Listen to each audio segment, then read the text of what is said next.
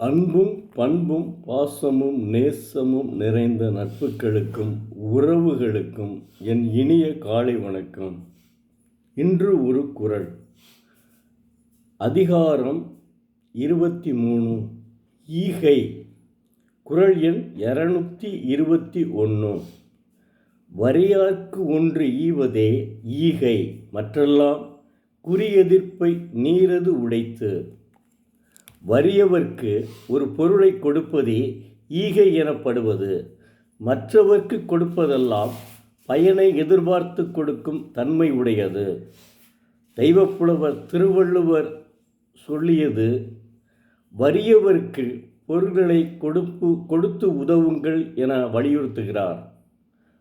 அதுதான் ஈகையும் என்கிறார். எனவே வறியவர்களுக்கு பொருள்களை கொடுத்து உதவுவோம். நன்றி. மீண்டும் நாளை பார்ப்போம்.